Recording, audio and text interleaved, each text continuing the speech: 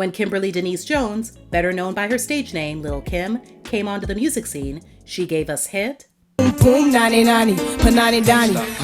after hit I'ma keep it real. If I didn't have a deal, I'd still be worth a mill. after hit, Money ain't a thing, throw it out like rice. Been around the world, cop the same thing twice. as well as look after look after look.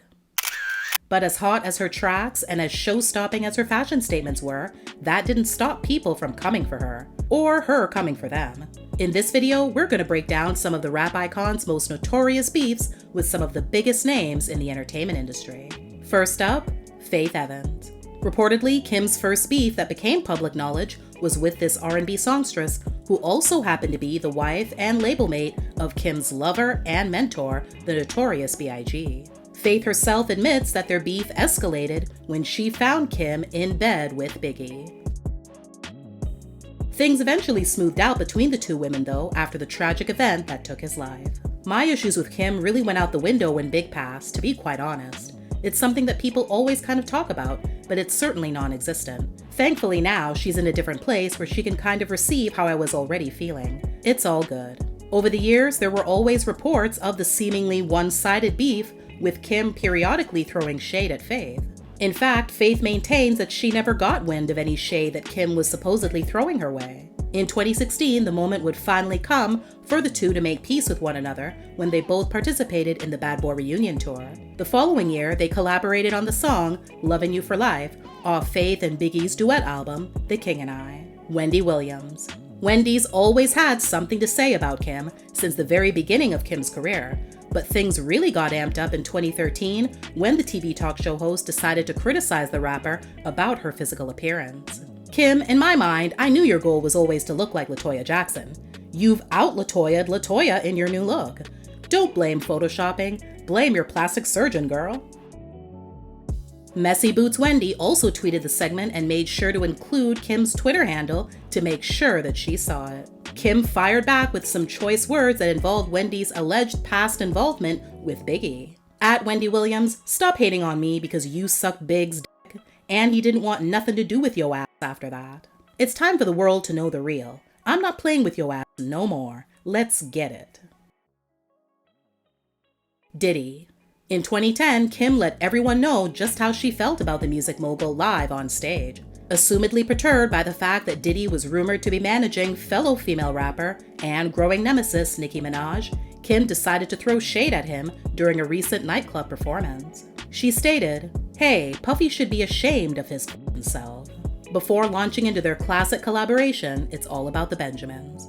The following year, Kim revealed to Sway Calloway during MTV News' Rap Fix Live that her and Diddy no longer speak. The only problem I had with Puffy is that you see this girl taking shots at me. Even on your own record, she took a shot at me. And you didn't stop that?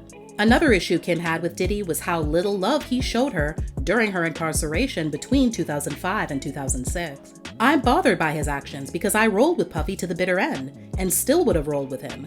Puffy never came to see me in prison, not one time. He didn't write me a letter. He didn't say, "Here's a number for Kim to call," not one time. It appears that their relationship did eventually undergo some repair, since Kim did put in an appearance during the Bad Boy Records reunion performance at the 2015 BET Awards, as well as the tour that followed. Nicki Minaj. According to Kim, revealed in an interview with The Breakfast Club, the beef actually started when she began working with Ronald Slim Williams, record executive and co-founder of Cash Money Records. Kim detailed that she knew Nicki was going to be the label's next star, but Kim was going to be signed to Cash Money to ghostwrite and market her. So for over a year, Kim says she sent demos to Slim, and they even spent some time in the studio together. Then, all of a sudden, he stopped communicating with her. The next thing Kim knew, Nicki was using Kim's flows, song concepts, and lyrics on her early mixtapes. It's even been suggested that Nicki took a page out of Kim's lookbook when she dropped her 2008 mixtape titled Sucka Free, with cover art that seems to be inspired by Kim's hardcore album cover.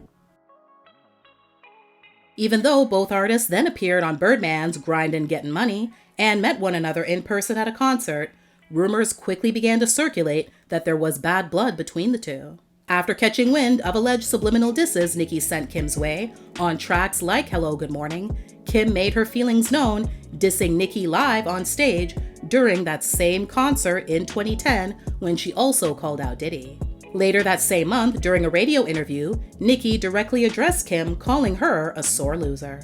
The following month, when Nicki's debut album, Pink Friday, dropped, Nicki dropped the title track to her upcoming mixtape called Black Friday, clearly inspired by the feud. In 2013, when Nicki named Kim as one of her inspirations and claimed to not have beef with anyone, it sounded like the relationship between the two artists was on the mend. Kim, however, ended up shrugging Nicki's words off as a publicity stunt and later dissed her again on her remix to Beyoncé's Flawless, her own song Identity Thief, as well as on social media.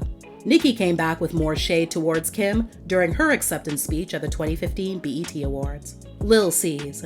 Like Diddy, another person that Kim felt turned their back on her was Junior Mafia member Lil Cease. Their relationship went straight to HE double hockey sticks in a handbasket in 2005 after Cease testified against Kim in her perjury trial for lying to a federal grand jury about a 2001 shooting at New York City radio station Hot 97 between members of Junior Mafia and Capone and Noriega's entourages. In the end, Kim ended up getting sentenced to 1 year and 1 day in prison. Later, Cease would defend his actions and claim he was not a snitch.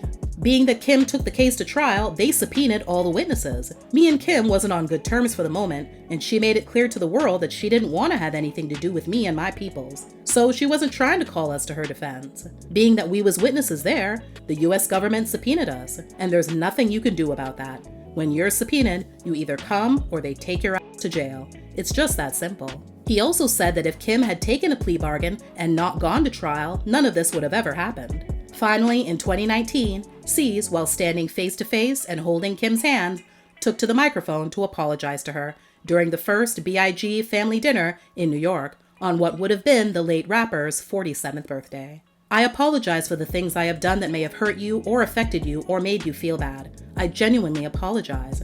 I love you from the bottom of my heart. You're not my real sister, but you are my sister. I love you for life. Thank you for bringing this energy here. Eve. So this one was apparently started by Eve's subtle diss towards Kim on her 2001 single, Let Me Blow Your Mind. Some of y'all ain't writing well, too concerned with fashion. None of you ain't Giselle, Catwalk and Imagine. Kim didn't hold back with her rebuttal in her 2003 track, Came Back For You. Even be at number 2, your chances are slim, cause when God made Adam, he should've made Kim. I'm very concerned with fashion. Ain't my fault y'all don't know how to rock this Hollywood thing. Y'all need to let me style ya. So keep your tacky ways and go back to your stripper days.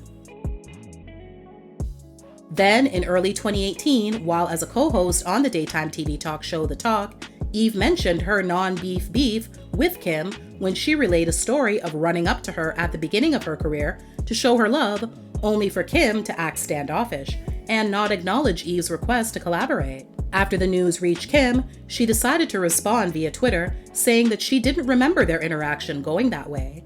She also said that they weren't fighting and called Eve a friend. Foxy Brown. Kim's probably most notorious rivalry would have to be with rapper Foxy Brown.